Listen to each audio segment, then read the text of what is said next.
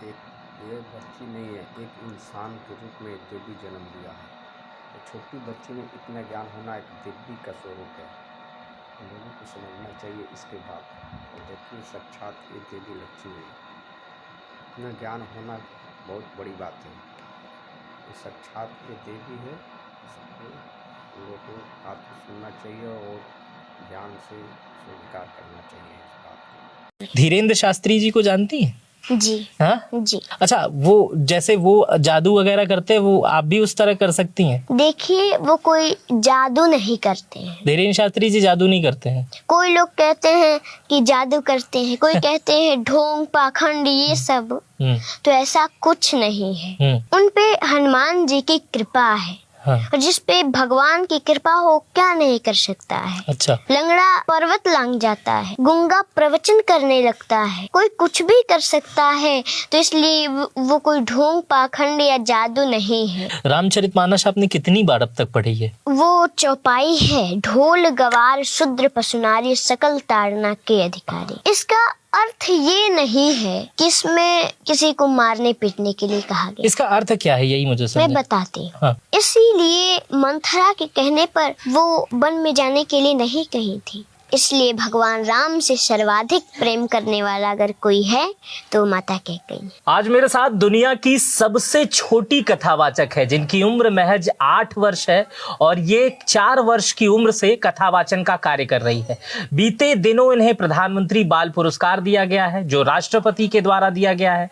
आज ये इतनी मशहूर हो चुकी हैं कि दूर दूर से लोग इनकी कथा सुनने आ रहे हैं। हम लोग भी काफ़ी दूर से आए हैं और इनकी कथा में काफ़ी लोग सुनते हैं और इनसे प्रेरित होते हैं और अपने कार्य पे लग जाते हैं। उम्र भले ही छोटी है लेकिन ज्ञान बहुत बड़ा है। मेरा नाम मित्र प्रकाश है, आप मीडिया लैंड मेरे साथ देख रहे हैं और यहाँ पर हमारे साथ अनुष्का जी हैं।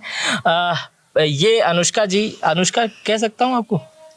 हाँ, देवी जी बहन। इस क्या कहते हैं लोग आपको प्यार से? पूजनीय अनुष्का पाठक जी। हाँ, अनुष्का पाठक जी। इतनी कम उम्र में इतनी प्रतिभा आपको देखकर खुद लगता है कि आपके, पहले ये बताइए आपकी कोई दोस्त है? देखिए, हमारे मित्र, हाँ। माता पिता, सब कुछ, भाई बहन तो सब भगवान ही है। हाँ। जी। स्कूल जाती हैं? जी। हाँ। तो 4th में पढ़ते हैं। 4th में पढ़ती हैं? 8 साल की उम्र में 4th में पढ़ती हैं। तो स्कूल में कोई मित्र वगैरह बना? स्कूल में मित्र तो नहीं है। नहीं है। कोई बनने की कोशिश नहीं करता है या बनाती नहीं है आप? नहीं, हमारे मित्र तो हमारे भगवान हैं। हाँ। ये कहाँ से ये प्रेरणा आई इतनी छोटी उम्र में? ये पिज्जा खाने की उम्र है, कॉलेज स्कूल जाने की, बैग टांग के। इस उम्र में बच्चे जो, जब मैं आपकी उम्र का था तो स्कूल नहीं जाता था। तो आपके अंदर ये प्रतिभा कहाँ से आई अनुष्का जी? हमारे पिताजी, हमारे घर से थोड़ी दूरी पर एक रामकोला शहर है, वहीं पर कथा कह रहे थे। तो हमारे बाबा जी कथा सुनने जा रहे थे। हम बोले हम भी चलते हैं कथा सुनने। गए और पीछे से ही हम कथा सुन के और घर चले गए। और जो भी हम कथा सुने थे सब हमको याद हो गया। अच्छा। हम अपने बड़े पिताजी को जो भी सुने थे सब बताए और बोले हमको भी कथा करना है। वो बोले कथा कोई आसान चीज नहीं है जो तुम कह लोगी, तुम नहीं कह पाओगी। लेकिन हमने कहा नहीं, हमें कहना है। तो फिर अगले दिन गए और जितना सुने थे सब बैठकर कह दिए। तभी से हम कथा कहना शुरू कर दी। अच्छा, ये कितनी देर आप सुनी थी वो कथा? वो हाँ, कितने 15-20 मिनट। और वो 15-20 मिनट आपने दोबारा जाके 15-20 मिनट कहा, क्या उससे देर कहा? जितना सुनी थी उतना बताई। जितना सुनी थी उतना बता दिया। उसके बाद से ये पढ़ाई लिखाई आपकी ये कहाँ से होती है, जो आप भागवत करती हैं? जी हाँ, तो वो पढ़ाई लिखाई कहाँ से होती है? देखिए, अभी तो हम किसी गुरुकुल वगैरह में पढ़ने नहीं गए हैं। हाँ। भगवान की कृपा से हम कथा कहते हैं। कौन सिखाता है आपको? यही तो मैं जानना चाह रहा हूँ, मैं भी सीख लूँ उनसे। इतनी कम उम्र में इतना ज्ञान। घर पे रहते हैं तो वैसे ही पुस्तक लेकर पढ़ते हैं और भगवान की कृपा से ही सब कुछ हो रहा है। अच्छा, आप अपनी उम्र के बच्चों से कभी मुलाकात करती हैं तो आप उनमें और अलग लोगों में डिफरेंस देखती हैं? ये जो अलग डिफरेंस होता है, वो बच्चे स्कूल से आके मम्मी खाना दे दो, चॉकलेट दे दो, मोमोज, पिज़्ज़ा, आप इस तरह के कितना सभ्य साधारण इस तरह से ये जो एटिकेट्स हैं, एटीट्यूड्स है, ये कैसे आ रहा है? ये कोई सिखाता है आपको? मम्मी पापा कौन सिखाता है?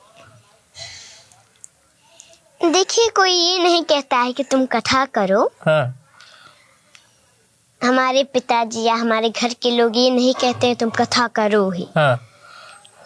वो तो कहते हैं जो तुम्हें अच्छा लगे वो करो। हाँ। लेकिन हमें कथा में बहुत ही मन है। हाँ। इसलिए हम कथा कर रहे हैं। पिछले 4 सालों से आप कथा कर रही हैं, 4 साल की उम्र से आप कथा कर रही हैं। अब तक कितनी कथा कर चुकी हैं आप?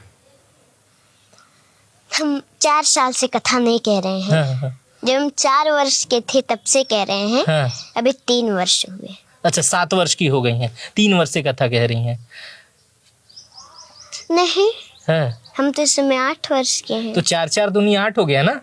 हाँ। वही तो मैं पूछ रहा हूँ, 4 वर्ष की उम्र से। लेकिन 4 वर्ष की उम्र से तो थोड़ा बहुत कहते थे। कितनी कथा हो गई होगी इनकी? हमको लग रहा है 24-26 कथा आपके पिताजी बता रहे हैं। 24-26 कथा आपने कर ली और पब्लिक उसमें आती है, उसमें आपसे लोग आशीर्वाद लेने आते होंगे, पूछने आते होंगे, बातचीत करते होंगे। हाँ? जी। हाँ? ये देखकर कैसा लगता है अन्य बच्चों के हिसाब से? मैं इसलिए ये बच्चों के, मुझे बच्चे भी बहुत देखते हैं, तो बच्चे जो देखते हैं वो देखें। एक इससे पहले मैंने एक आप ही के उम्र के एक छोटे महंत जी हैं, उनका मैंने इंटरव्यू किया था, तो वो भी इसी तरह की बातें कर रहे थे। तो ये मैं जानना चाहता हूँ, ये प्रेरणा चॉकलेट की उम्र में भगवत की प्रेरणा मिल कहाँ से रही है? अब ये तो सब भगवान की कृपा है। ये भगवान की कृपा कह के आप सवालों का जवाब नहीं दे रही हैं ताकि और बच्चे सीख ना सकें, ऐसा है क्या? ऐसा है कुछ? नहीं, ऐसा कुछ नहीं है। अच्छा, ऐसा कुछ नहीं है। आप मतलब बताना नहीं चाह रहे? क्योंकि भगवान जो चाहते हैं वही सब कुछ होता है। हाँ।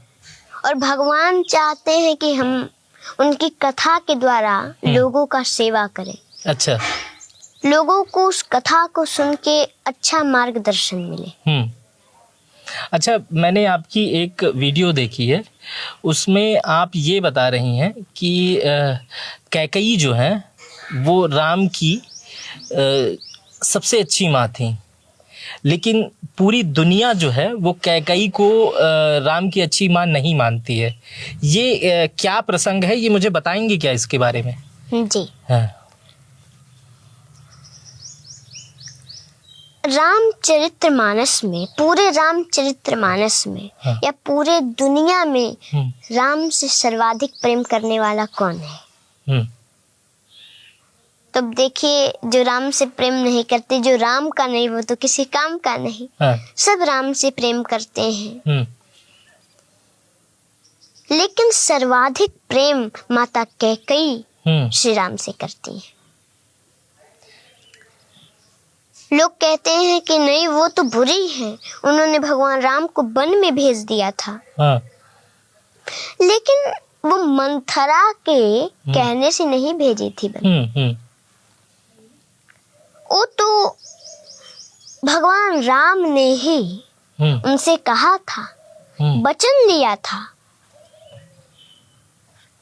क्योंकि सभी माताएं अपने पुत्र को प्रेम से भोजन कराती हैं, खीर खिलाती हैं, दूध भात खिलाती हैं। ऐसे ही एक दिन माता कैकेयी भगवान श्री राम को खीर खिला रही थी। हाँ। भगवान श्री राम 1 ग्रास खाए, 2 ग्रास खाए, 3 ग्रास खाए, चौथे में हाथ पकड़ ली। माँ, आप तो हमेशा मैं देखता हूँ मुझे खीर भोजन ही कराती रह जाती हैं। कभी ये आपने पूछा है कि राम तुम्हें कुछ चाहिए? माता कैकेयी ने कहा कि राम, अगर तुम्हें कुछ चाहिए तो बोलो ना। तुम्हें मांगने में देरी हो सकती है, लेकिन मुझे देने में देरी नहीं होगी। मांगो क्या चाहिए। भगवान राम ने कहा कि माँ मैं ऐसे नहीं मांगूंगा, पहले मुझे वचन दीजिए जो मैं मांगूंगा वो आप देंगी। माता कैकेयी ने कहा कह रहे ऐसा क्या मांगेगा जो वचन ले रहा है, लेकिन ठीक है मैं तुम्हें वचन देती हूँ जो तुम मांगोगे वो हम देंगे तुम्हें। भगवान राम ने कहा माँ जो मैं मांगने जा रहा हूँ अगर वो आपने मुझे दे दिया, कोई भी संसार में अपनी बेटी का नाम कैकेयी नहीं रखेगा। माता कैकेयी ने कहा कि कोई अपनी बेटी का नाम कैकेयी न रखे, इससे मुझे क्या लेना देना, बस मेरा राम प्रसन्न रहे यही मुझे चाहिए। मांग बेटा क्या चाहिए तुम्हें। राम जी ने कहा कि माँ जो मैं मांगने जा रहा हूँ अगर वो आपने मुझे दे दिया तो संसार में आपका अपजस होगा। माता कैकेयी ने कहा वो जस मुझे नहीं चाहिए जिससे मेरा पुत्र राम प्रसन्न न रहे, और वो अपजस मुझे मंजूर है जिस अपजस से मेरा राम प्रसन्न रहे। मांगो क्या चाहिए। भगवान राम की आंखों में आंसू आ गए। माँ जो मैं मांगने जा रहा हूँ अगर आपने दे दिया तो कदाचित आपको वैधव्य जीवन भी देखना पड़ सकता है, आप विधवा भी बन सकती हैं माँ। माता कैकेयी 2 मिनट के लिए मौन हो गई, फिर बोली कि पुत्र कदाचित मुझे वैधव्य जीवन भी देखना पड़े ये मुझे मंजूर है, पर बस मुझे ये चाहिए कि मेरा राम प्रसन्न रहे। मांगो क्या चाहिए तुम्हें। ये संवाद जब खीर खिला रही थी राम जी को कैकेयी जी, तब का ये बातें हैं तब की। जी उसके बाद क्या हुआ।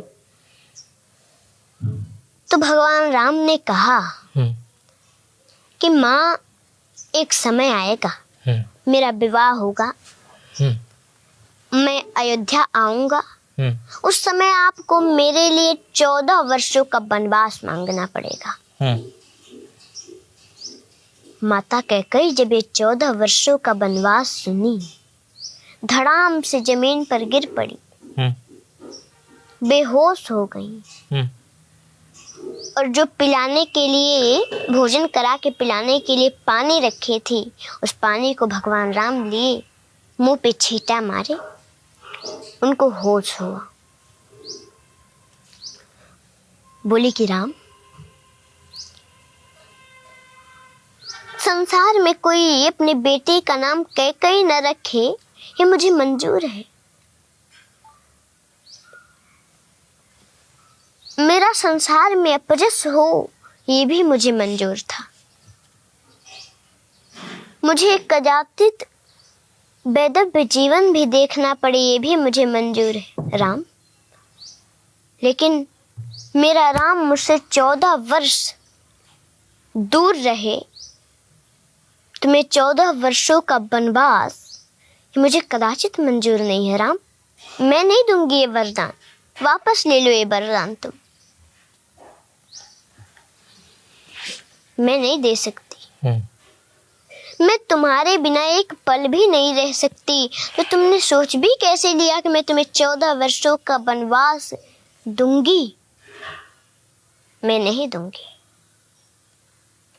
भगवान राम ने कहा माँ आपने मुझे वचन दिया है तो आपको देना पड़ेगा, अगर आप फिर भी नहीं देंगी, हजारों वर्षों से तपस्या कर रहे शुतिक्षण का क्या होगा, उनको मेरा दर्शन प्राप्त कैसे होगा। इतने वर्षों से रास्ता देख रही, मेरा इंतजार कर रही है माँ शिवरी, उनको मेरा दर्शन प्राप्त कैसे होगा। शरभंग ऋषि के मांस गल चुके हैं, हड्डियां भी सूख रही हैं। वो मेरे दर्शन के लिए व्याकुल हैं, उनको मेरा दर्शन प्राप्त कैसे होगा माँ? आपको वरदान देना पड़ेगा। उसी दिन से माँ कैकेयी भगवान राम से थोड़ा हट हट के रहने का प्रयास करने लगी। वो समय आया, वनवास मांगी, भगवान राम वन में गए। इसीलिए मंथरा के कहने पर वो वन में जाने के लिए नहीं कही थी। इसलिए भगवान राम से सर्वाधिक प्रेम करने वाला अगर कोई है तो माता कैकेयी है। जी, ये बड़ा ही अद्भुत प्रसंग आता है। ये जो आपने बताया, कई जगह मैंने जब ये सुना, क्योंकि जो लोग रामचरितमानस नहीं पढ़े हैं, अच्छा चलिए यही प्रश्न हो जाए, रामचरितमानस आपने कितनी बार अब तक पढ़ी है? अब देखिए, हम गिन गिन के तो पढ़ते नहीं हैं। हाँ, क्योंकि गिन गिन के पढ़ने से क्या लाभ है? नहीं, ये गिनने वाली बात समझने का मेरे प्रयास करिए। साल भर में आपके उम्र के बच्चे, मेरे उम्र के बच्चे, हाँ, बच्चे नहीं बड़े मेरे उम्र के लोग साल भर में अपना कोर्स नहीं कंप्लीट कर पाते हैं। कोर्स का मतलब जितनी किताबें होती हैं वो नहीं कंप्लीट कर पाते हैं। और आपको ये भी नहीं याद है कि आप रामचरितमानस कितनी बार पढ़ी हैं? इतनी मोटी किताब होती है। ये तो हमको याद नहीं है हम कितनी बार पढ़े। ये सारी चौपाइयाँ आपको उसमें याद, कंठस्थ हैं रामचरितमानस की? अबे, जो रामचरितमानस की आप पूछ रहे हैं सारी चौपाइयाँ, हाँ, मैं पूछ नहीं रहा हूँ, मैं बस ये पूछ रहा हूँ आपको याद है ये सारी चीजें? ये बड़े बड़े लोग जल्दी नहीं याद कर पाते। हाँ। क्योंकि ये कोई आसान चीज नहीं है कि कोई भी याद कर लेगा। ये बहुत अद्भुत चीज है। इसलिए हमें पूरी रामचरितमानस की चौपाइयाँ नहीं याद है। पूरी नहीं याद है। रामचरितमानस जब आपने पहली बार पढ़ा तो आपको कैसा लगा? हमको तो बहुत अच्छा लगता है। हाँ। भविष्य में क्या एम है? अनुष्का पाठक बड़ी होकर, बड़ी तो आप वैसे भी ज्ञान में हो ही चुकी हैं, लेकिन आपने एक उम्र सीमा पड़ाव पार करने के बाद अनुष्का पाठक कहाँ जाने वाली हैं? क्या करेंगी आप? अब देखिए, जो प्रभु चाहे वो होगा, लेकिन बस मैं तो ये चाहती हूँ कि ऐसे ही भगवान की कथा के द्वारा लोगों का सेवा करते रहूं और इस कथा के द्वारा सबका कल्याण हो। नहीं, जैसे कि छोटे बच्चे जब रहते हैं, अगर वो ज्ञानवर्धक हो जाते हैं तो ये वो सोचते हैं कि मैं बड़ा होकर डॉक्टर बनूंगा, ओके, पिताजी सामने हैं, इंजीनियर बनूंगी, नेवी में जाऊंगी, एयर होस्टेस बनूंगी, ये तमाम बचपन की सोच रहती है। तो आपने ये सोचा है कि आप बड़ी होकर कथावाचक बनेंगी? जी। धीरेन्द्र शास्त्री जी को जानती हैं? जी। हाँ जी। उनकी कथा में कभी गई हैं? वैसी कथा में तो नहीं गई। वैसी कथावाचक बनना चाहती हैं उन्हीं की तरह? अच्छा, वो जैसे वो जादू वगैरह करते हैं, वो आप भी उस तरह कर सकती हैं? देखिए, वो कोई जादू नहीं करते हैं। धीरेन्द्र शास्त्री जी जादू नहीं करते हैं। कोई लोग कहते हैं कि जादू करते हैं, कोई कहते हैं ढोंग पाखंड, ये सब, तो ऐसा कुछ नहीं है। उन पे हनुमान जी की कृपा है। हाँ। और जिस पे भगवान की कृपा हो, क्या नहीं कर सकता है। अच्छा। लंगड़ा पर्वत लांग जाता है। अच्छा। गूंगा प्रवचन करने लगता है। हाँ। कोई कुछ भी कर सकता है, तो इसलिए वो कोई ढोंग पाखंड या जादू नहीं है। तो ये कैसे संभव हो जाता है आपसे? हालांकि ये क्वेश्चन पूछना नहीं चाहिए, ये कोई कैसे ये जान लेता है कि उनके मन में क्या चल रहा है, उनके मन में क्या चल रहा है? ऐसे कैसे हो जाता है? अभी हम आपको बताए कि भगवान की कृपा जिस पे हो, हाँ। वो क्या नहीं कर सकता है। यहाँ जो भी हो रहा है भगवान की कृपा से हो रहा है। जी। हाँ जी। हम खत्म करेंगे इसको। केवल यहाँ नहीं, हाँ। पूरे दुनिया में जो कुछ भी हो रहा है, सब भगवान ही कर रहे हैं, नहीं तो रामचरित हम लोग क्या कर सकते हैं। रामचरितमानस का राजनीति पे कुछ प्रश्न कर सकते हैं आपसे? हाँ, रामचरितमानस को लेकर के पूछिए। रामचरितमानस का कई राजनीतिक दल के लोग हैं, वो बड़ा विरोध करते हैं। कहते हैं कि रामचरितमानस में कुछ पंक्तियां ऐसी हैं, शूद्र गंवार ढोल पशु ताड़न के अधिकारी, इस टाइप का एक आप मुझे मेरे ख्याल से उसे आप अच्छे से व्यक्त कर लेंगे। वो समाज को बांटने का काम करता है, जिसमें ये डिफाइन कर दिया गया है कि शूद्र गंवार पशु नारी इनकी स्थान क्या है। क्या उसका आप मुझे बता सकती हैं अर्थ क्या होता है, या वो बांटने की चीज़ है या जोड़ने की चीज़? मैं बताती हूँ। हाँ, वो पहले पूरा श्लोक मुझे हाँ। वो चौपाई है, ढोल गवार शूद्र पशु नारी सकल ताड़ना के अधिकारी। हाँ। इसका अर्थ ये नहीं है हाँ। कि इसमें किसी को मारने पीटने के लिए कहा गया। इसका अर्थ क्या है, यही मुझे मैं समझ। बताती हूँ। हाँ। जो ढोल होता है सभी लोग जानते हैं, तो उसको अगर हम पीटें, अगर पीटने से वो बजता तब तो कलाकारों की कोई आवश्यकता नहीं पड़ती, फिर तो कोई बच्चा से बच्चा पीट देता, बजा लेता। इसलिए पहले उसको ताड़ना का अर्थ जानना होता है। पहले उसे जानिए कि वो कैसे बजेगा, उसके बजाने का तरीका क्या है, तब आप बजा पाएंगे। ताड़ना मतलब देखना, जानना, समझना उसको, नहीं तो देखने से बजेगा क्या। हाँ। उसे जानना पड़ेगा कि वो कैसे बजता है, हाँ। उसमें हम क्या करें, किस तरीके से वो बजेगा। और गवार, कोई गवार है, पढ़ा लिखा नहीं है, तो उसके पास आप गए, इंग्लिश में उसे आप नमस्ते करेंगे तो समझेगा कि आप गाली दे रहे हैं उसे, और जब वो ये समझेगा तो वो भी आपको गाली देगा। वो तो जानता नहीं कि आप उसे नमस्ते कर रहे हैं, क्योंकि वो पढ़ा लिखा है नहीं, वो इंग्लिश जानता नहीं। इसलिए पहले उसे जानना पड़ेगा कि हम किस तरह से उसे समझाएं, वो किस तरह से समझेगा, उसे जानना पड़ेगा। और शूद्र, जैसे शरीर के, जैसे एक चारपाई है, उसके 4 पहिए हैं। चारपाई। और शरीर में भी 4 वर्ण होते हैं। जैसे ये जो सिर है हमारा, वो है ब्राह्मण,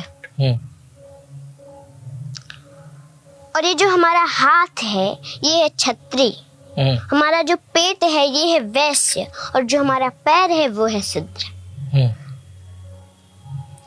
तो ऐसा नहीं है कि शूद्र को मारने पीटने के लिए कहा गया है। कोई भी आता है घर में तो सिर को तो छू के कहता नहीं कि मैं सिर को प्रणाम करता हूँ, हाथ को छू कर तो कहता नहीं मैं प्रणाम करता हूँ, वो तो पैर को छूता है और कहता है मैं प्रणाम करता हूँ, पैर को प्रणाम करता है। इसलिए उसको भी जानना पड़ेगा। ढोल गवार शूद्र पशु, पशु यानी कोई एक गाय है, आप उसे सहला रहे हैं, उसे कोई दिक्कत हुई अंदर से, उसने सींग को हिलाया, आपको चोट लग गया, तो आप ये तो समझेंगे नहीं कि वो क्यों हिलाई, उसको कोई दिक्कत है कि क्या परेशानी है, आप सीधे उसे मारने लगे। तो पहले उसे जानना पड़ेगा कि उसे क्या दिक्कत है, किस लिए वो सींग हिला रही है। और नारी, जैसे माताएं होती हैं, घर में भोजन बनाने के लिए कुछ कम पड़ गया चीज, गुस्सा होके बैठी है, आप आए कहीं से और देखे कि गुस्सा होकर बैठी है तो उन्हें मारने लगे, तो मारना नहीं है, जानना है, उसे जानना पड़ेगा कि वो किस लिए गुस्सा है। आप जानते हैं नहीं कि क्या बात है हाँ। और आप उन्हें मारने लगे। इसलिए ताड़ना का अर्थ जानना होता है, मारना नहीं होता है। हाँ। और रामायण की जो बात है, रामचरितमानस की, तो इसमें केवल जीवन जीने की शिक्षा मिलती है। इसमें एक माता को अच्छी माता कैसे बने, एक भाई अच्छा भाई कैसे बने, एक पिता अच्छा पिता कैसे बने, ये सब सीख मिलती है उससे। वो किसी को लड़ाता नहीं है, वो किसी को बांटता नहीं है, वो तो सबको जोड़ने का काम करता है। इसलिए मैं सभी लोगों से निवेदन भी करूंगी कि घर घर में लोग रामचरितमानस को पढ़ें। अब आप एक बात समझ लीजिए, केवल रामचरितमानस जी को एक बार प्रणाम करने से बहुत बड़ा फल मिलता है, तो पढ़ने से क्या होगा आप ही सोच लीजिए। इसलिए सभी लोग घर घर में रामचरितमानस को पढ़ें, क्योंकि उसमें जीवन जीने की शिक्षा मिलती है। और रामचरितमानस किसी को बांटने का काम नहीं, जोड़ने का काम करता है। और बिना उसको पढ़े, बिना समझे कोई इस पे गलत टिप्पणी न करे। एक कोई रामचरितमानस की जो आपकी सबसे फेवरेट पंक्ति हो, उसको सुना के खत्म कर दीजिए। भगवान राम का विवाह हुआ। हाँ। वो अयोध्या आए। हाँ। कुछ दिन बीता, उन्हें पता चला उनका राज्याभिषेक होने वाला है, लेकिन वो प्रसन्न नहीं हुए। इस समय तो किसी को छोटा मोटा पद मिल जा रहा है, बड़ा प्रसन्न हो रहे हैं, लेकिन वो प्रसन्न नहीं हुए। वो तो माता जानकी से कह रहे हैं कि जानकी, मुझे अयोध्या में आज कुछ अनुचित सा लग रहा है। हम चारों भाइयों का जन्म एक साथ हुआ, उपनयन संस्कार एक साथ हुआ, पढ़े एक साथ, विवाह भी एक साथ हुआ, तो मुझे राज्य अकेले क्यों दिया जा रहा है? भरत और शत्रुघ्न मामा के घर है। फिर अगले दिन पता चला कि नहीं 14 वर्षों का वनवास मिल गया। उस समय वो दुखी भी नहीं हुई। प्रसन्नता ज्ञानगताभिषेकतस् तथा न ममले वनवास दुःखतः मुखं भुजश्री रघुनंदनस्य मे सदस्तु सा मंजुल मंगल प्रदा। इसलिए हर परिस्थिति में एक समान रहना चाहिए। कोई खुशी की बात हो उसमें ज़्यादा खुश भी नहीं होना चाहिए, और कोई दुख की बात हो उसमें दुखी भी नहीं होना चाहिए। हर परिस्थिति में एक समान रहना चाहिए, तो कल्याण हो जाएगा। हमारे साथ आज कथावाचक, सबसे छोटी उम्र की कथावाचक अनुष्का पाठक थी। हालांकि भागवत कहती हैं, रामचरितमानस का ये पाठ करती हैं, लोगों को सुनाती हैं, लाखों करोड़ों इनके दर्शक हैं। अगर ये वीडियो हम लोग बनाना शुरू करें, इनसे बातचीत शुरू करें और खाने पीने का बीच में मामला चलता रहे, तो ये मुझे लगता है कई महीनों तक चल जाएगा और चीज़ें ख़त्म नहीं होंगी। लेकिन इस वीडियो को यहीं ख़त्म करेंगे। और आप मुझे बताइए कि आपको ये वीडियो कैसी लगी। अगर आप ये वीडियो यूट्यूब पर देख रहे थे तो चैनल को सब्सक्राइब कर बेल आइकन दबा दीजिएगा। फेसबुक पर देख रहे थे तो कमेंट करके ज़रूर बताइएगा। अपना बेहद ख्याल रखिएगा। बहुत बहुत शुक्रिया।